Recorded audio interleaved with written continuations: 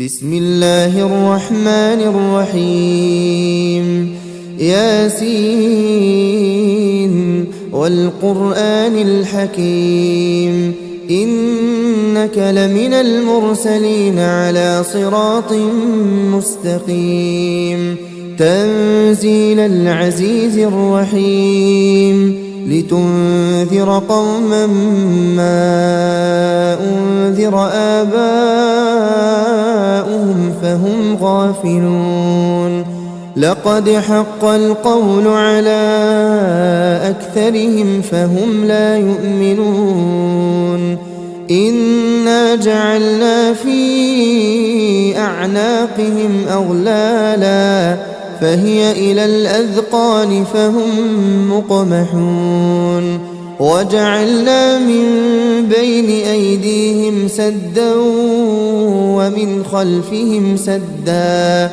فأغشيناهم فهم لا يبصرون وسواء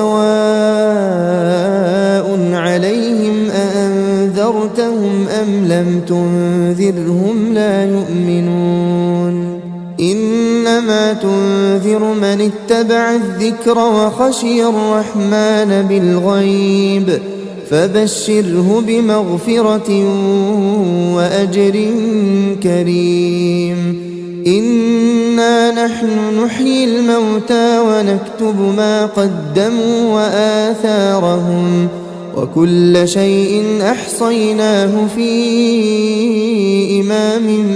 مبين واضرب لهم مثلا أصحاب القرية إذ جاءها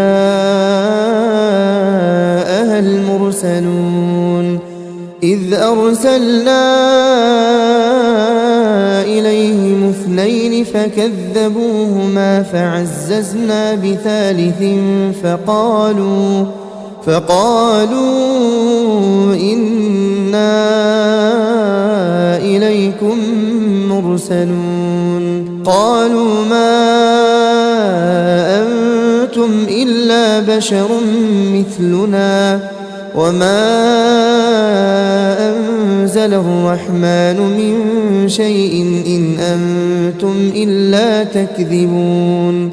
قالوا ربنا يعلم إنا إليكم لمرسلون وما علينا إلا البلاغ المبين قالوا إنا تطيرنا بكم لئن لم تنتهوا لنرجمنكم وليمسنكم منا عذاب أليم قالوا طائركم معكم أئن ذكرتم بل أنتم قوم مسرفون وجاء من أقصى المدينة رجل يسعى قال يا قوم اتبعوا المرسلين اتبعوا من لا يسألكم أجرا وهم مهتدون وما لي لا أعبد الذي فطرني وإليه ترجعون أأتخذ من دونه آلهة إن يردني الرحمن بضر لا تغن عني شفاعتهم شيئا ولا ينقذون إني إذا لفي ضلال مبين إني آمنت بربكم فاسمعون قيل ادخل الجنة قال يا ليت قومي يعلمون بما غفر لي ربي وجعلني من المكرمين وما أنزلنا على قومه من بعده من جند من السماء وما كنا منزلين إن كانت إلا صيحة واحدة فإذا هم خامدون يا حسرة على العباد ما يأتيهم من رسول إلا كانوا به يستهزئون ألم يروا كم أهلكنا قبلهم من القرون أنهم إليهم لا يرجعون وإن كل لما جميع لدينا محضرون وآية لهم الأرض الميتة أحييناها وأخرجنا منها حبا فمنه يأكلون وجعلنا فيها جنات من نخيل وأعناب وفجرنا فيها من العيون ليأكلوا من ثمره وما عملته أيديهم أفلا يشكرون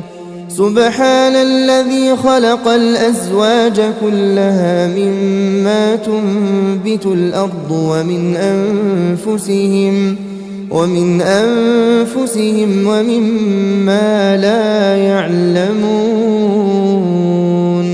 وآية لهم الليل نسلخ منه النهار فإذا هم مظلمون والشمس تجري لمستقر لها ذلك تقدير العزيز العليم والقمر قدرناه منازل حتى عاد كالعرجون القديم لا الشمس ينبغي لها أن تدرك القمر ولا الليل سابق النهار وكل في فلك يسبحون وآية لهم أنا حملنا ذريتهم في الفلك المشحون وخلقنا لهم من مثله ما يركبون وإن نشأ نغرقهم فلا صريخ لهم ولا هم ينقذون إلا رحمة منا ومتاعا إلى حين وإذا قيل لهم اتقوا ما بين أيديكم وما خلفكم لعلكم ترحمون وما تأتيهم من آية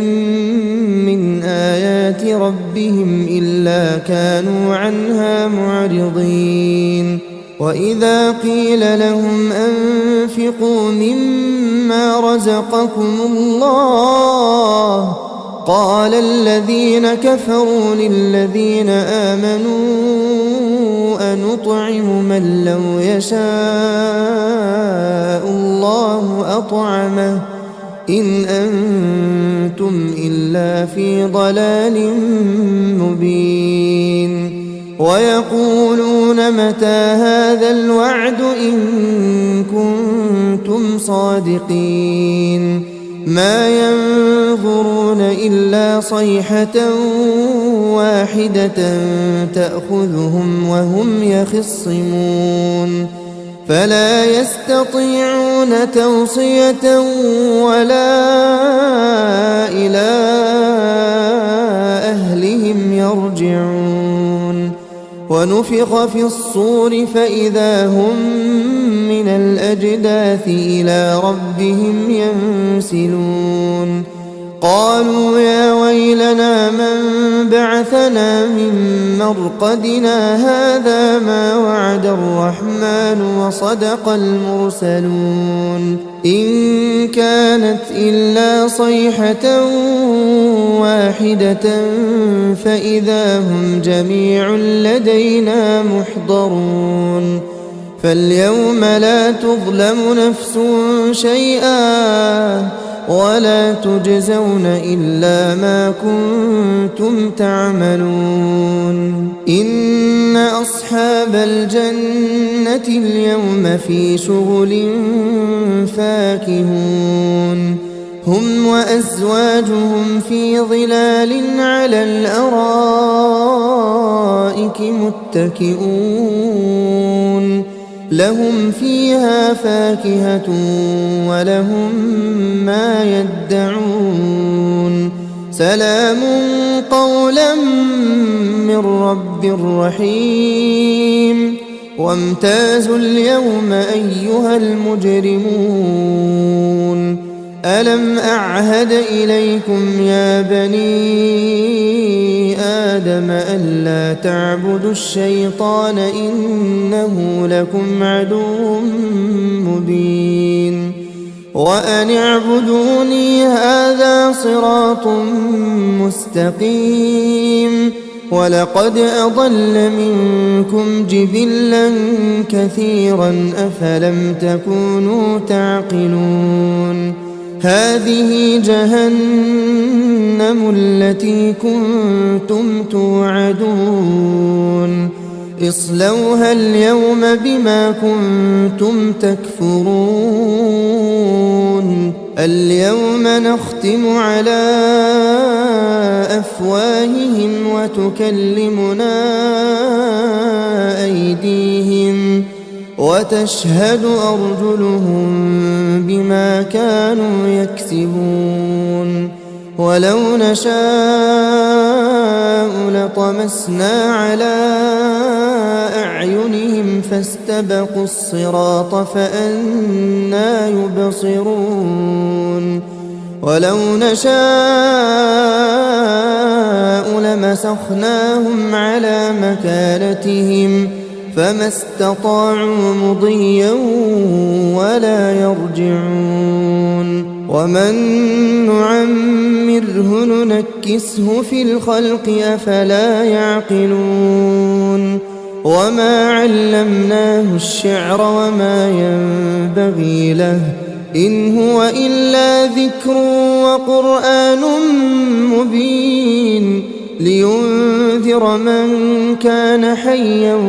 ويحق القول على الكافرين أولم يروا أنا خلقنا لهم مما عملت أيدينا أنعاما فهم لها مالكون وذللناها لهم فمنها ركوبهم ومنها يأكلون ولهم فيها منافع ومشارب أفلا يشكرون واتخذوا من دون الله آلهة لعلهم ينصرون لا يستطيعون نصرهم وهم لهم جند محضرون فلا يحزنك قولهم إنا نعلم ما يسرون وما يعلنون أولم ير الإنسان أنا خلقناه من نطفة فإذا هو خصيم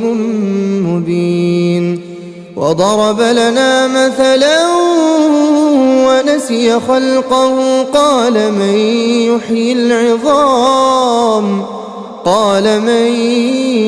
يحيي العظام وهي رميم قل يحييها الذي أنشأها أول مرة وهو بكل خلق عليم الذي جعل لكم من الشجر الأخضر نارا فإذا أنتم منه توقدون أوليس الذي خلق السماوات والأرض بقادر على أن يخلق مثلهم بلى وهو الخلاق العليم إنما أمره إذا أراد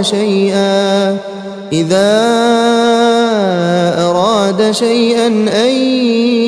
يقول له كن فيكون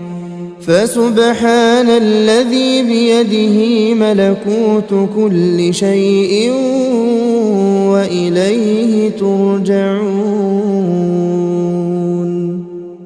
بسم الله الرحمن الرحيم. الرحمن علم القرآن خلق الإنسان علمه البيان الشمس والقمر بحسبان والنجم والشجر يسجدان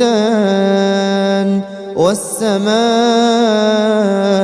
رفعها ووضع الميزان ألا تطغوا في الميزان وأقيموا الوزن بالقسط ولا تخسروا الميزان والأرض وضعها للأنام فيها فاكهة والنخل ذات الأكمام والحب ذو العصف والريحان فبأي آلاء ربكما تكذبان خلق الإنسان من صلصال كالفخار وخلق الجان من مارج من نار فبأي آلاء ربكما تكذبان رب المشرقين ورب المغربين فبأي آلاء ربكما تكذبان مرج البحرين يلتقيان بينهما برزخ لا يبغيان فبأي آلاء ربكما تكذبان يخرج منهما اللؤلؤ والمرجان فبأي آلاء ربكما تكذبان وله الجوار المنشآت في البحر كالأعلام فبأي آلاء ربكما تكذبان كل من عليها فان ويبقى وجه ربك ذو الجلال والإكرام فبأي آلاء ربكما تكذبان يسأله من في السماوات والأرض كل يوم هو في شأن فبأي آلاء ربكما تكذبان سنفرغ لكم أيها الثقلان فبأي آلاء ربكما تكذبان يا معشر الجن والإنس إن استطعتم أن تنفذوا من أقطار السماوات والأرض فانفذوا لا تنفذون إلا بسلطان فبأي آلاء ربكما تكذبان يرسل عليكما شواظ من نار ونحاس فلا تنتصران فبأي آلاء ربكما تكذبان فإذا انشقت السماء فكانت وردة كالدهان فبأي آلاء ربكما تكذبان فيومئذ لا يسأل عن ذنبه إنس ولا جان فبأي آلاء ربكما تكذبان يعرف المجرمون بسيماهم فيؤخذ بالنواصي والأقدام فبأي آلاء ربكما تكذبان هذه جهنم التي يكذب بها المجرمون يطوفون بينها وبين حميم آن فبأي آلاء ربكما تكذبان ولمن خاف مقام ربه جنتان فبأي آلاء ربكما تكذبان ذواتا أفنان فبأي آلاء ربكما تكذبان فيهما عينان تجريان فبأي آلاء ربكما تكذبان فيهما من كل فاكهة زوجان فبأي آلاء ربكما تكذبان متكئين على فرش بطائنها من استبرق وجنى الجنتين دان فبأي آلاء ربكما تكذبان فيهن قاصرات الطرف لم يطمثهن إنس قبلهم ولا جان فبأي آلاء ربكما تكذبان كأنهن الياقوت والمرجان فبأي آلاء ربكما تكذبان هل جزاء الإحسان إلا الإحسان فبأي آلاء ربكما تكذبان ومن دونهما جنتان فبأي آلاء ربكما تكذبان مدهامتان فبأي آلاء ربكما تكذبان فيهما عينان نضاختان فبأي آلاء ربكما تكذبان فيهما فاكهة ونخل ورمان فبأي آلاء ربكما تكذبان فيهن خيرات حسان فبأي آلاء ربكما تكذبان حور مقصورات في الخيام فبأي آلاء ربكما تكذبان لم يطمثهن إنس قبلهم ولا جان فبأي آلاء ربكما تكذبان متكئين على رفرف خضر وعبقري حسان فبأي آلاء ربكما تكذبان تبارك اسم ربك ذي الجلال والإكرام.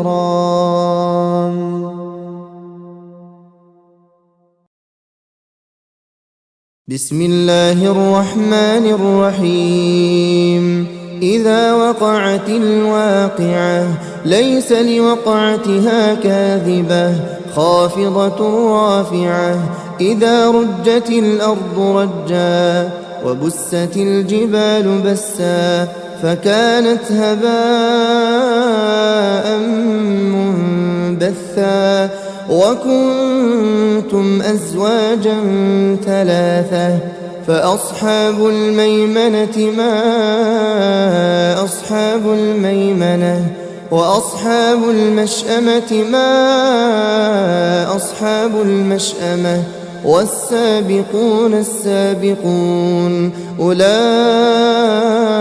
المقربون في جنات النعيم ثلة من الأولين وقليل من الآخرين على سرر موضونة متكئين عليها متقابلين يطوف عليهم ولدان مخلدون بأكواب وأباريق وكأس من معين لا يصدعون عنها ولا ينزفون وفاكهة مما يتخيرون ولحم طير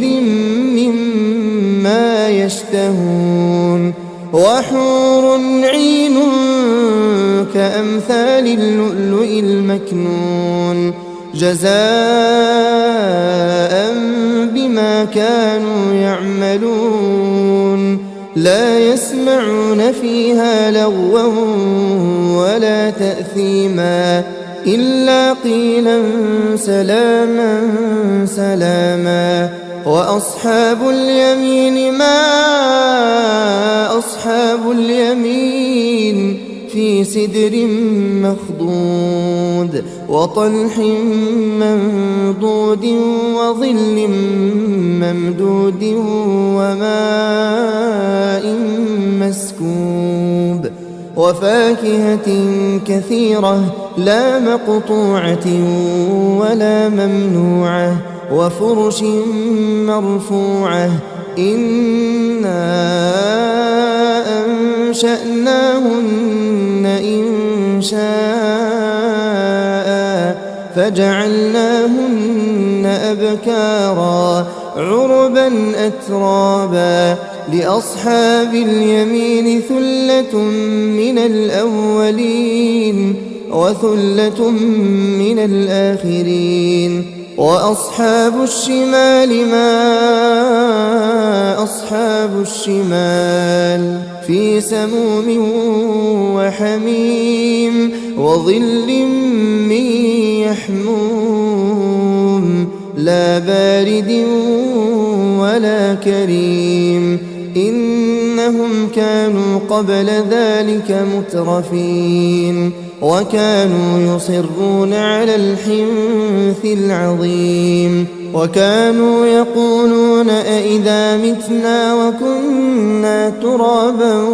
وعظاما أئنا لمبعوثون أوآباؤنا الأولون قل إن الأولين والآخرين لمجموعون إلى ميقات يوم معلوم ثم إنكم أيها الضالون المكذبون لآكلون من شجر من زقوم فمالئون منها البطون فشاربون عليه من الحميم فشاربون شرب الهيم هذا نزلهم يوم الدين نحن خلقناكم فلولا تصدقون أفرأيتم ما تمنون أأنتم تخلقونه أم نحن الخالقون نحن قدرنا بينكم الموت وما نحن بمسبوقين على أن نبدل أمثالكم وننشئكم فيما لا تعلمون ولقد علمتم النشأة الأولى فلولا تذكرون أفرأيتم ما تحرثون أأنتم تزرعونه أم نحن الزارعون لو نشاء لجعلناه حطاما فظلتم تفكهون إنا لمغرمون بل نحن محرومون أفرأيتم الماء الذي تشربون أأنتم أنزلتموه من المزن أم نحن المنزلون لو نشاء جعلناه أجاجا فلولا تشكرون أفرأيتم النار التي تورون أأنتم أنشأتم شجرتها أم نحن المنشئون نحن جعلناها تذكرة ومتاعا للمقوين فسبح باسم ربك العظيم فلا أقسم بمواقع النجوم وإنه لقسم لو تعلمون عظيم إنه لقرآن كريم في كتاب مكنون لا يمسه إلا المطهرون تنزيل من رب العالمين أفبهذا الحديث أنتم مدهنون وتجعلون رزقكم أنكم تكذبون فلولا إذا بلغت الحلقوم وأنتم حينئذ تنظرون ونحن أقرب إليه منكم ولكن لا تبصرون فلولا إن كنتم غير مدينين ترجعونها إن كنتم صادقين فأما إن كان من المقربين فروح وريحان وجنة نعيم وأما إن كان من أصحاب اليمين فسلام لك من أصحاب اليمين وأما إن كان من المكذبين الضالين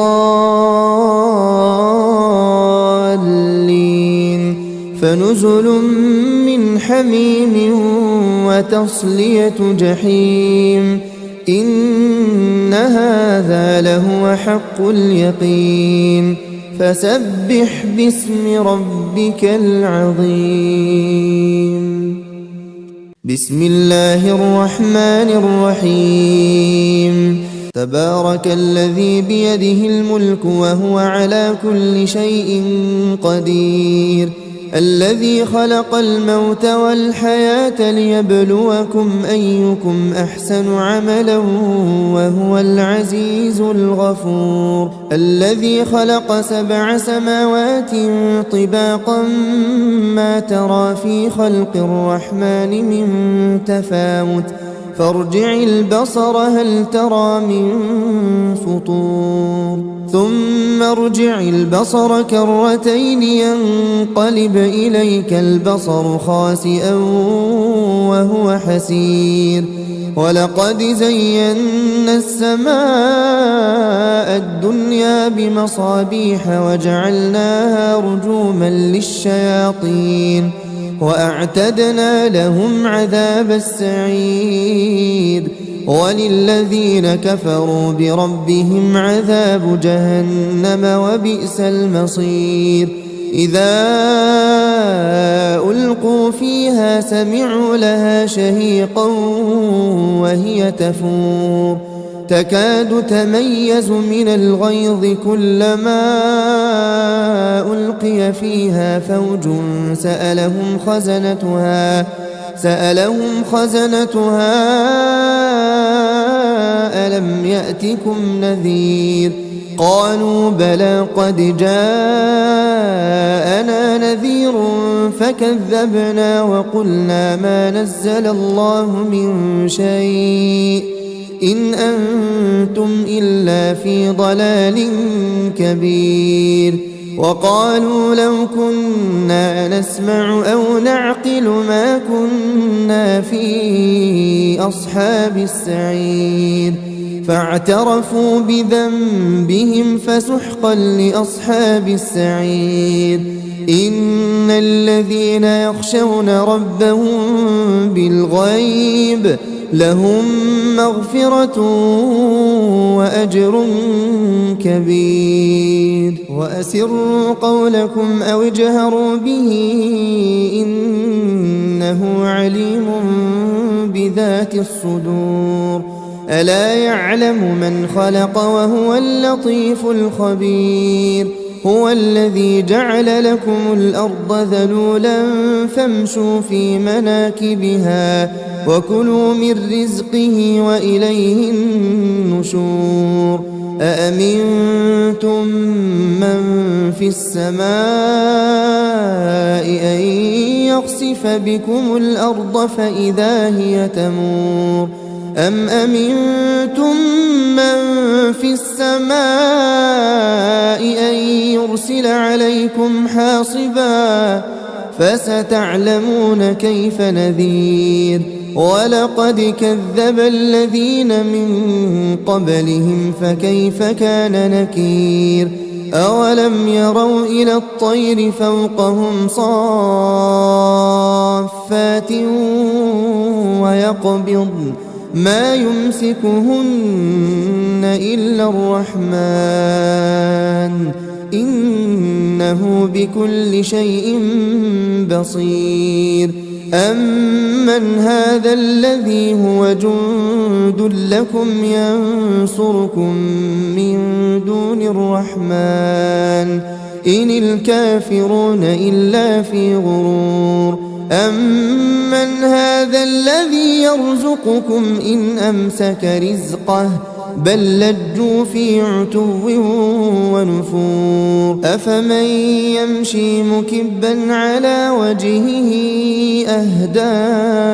أمن يمشي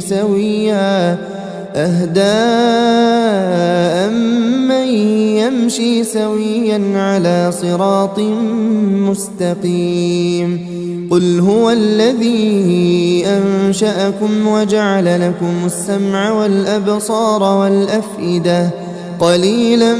ما تشكرون قل هو الذي ذرأكم في الأرض وإليه تحشرون ويقولون متى هذا الوعد إن كنتم صادقين قل إنما العلم عند الله وإنما أنا نذير مبين فلما رأوه زلفة سيئت وجوه الذين كفروا وقيل هذا الذي كنتم به تدعون قل أرأيتم إن أهلكني الله ومن معي أو رحمنا فمن يجير الكافرين من عذاب أليم قل هو الرحمن آمنا به وعليه توكلنا فستعلمون من هو في ضلال مبين قل أرأيتم إن أصبح ماؤكم غورا فمن يأتيكم بماء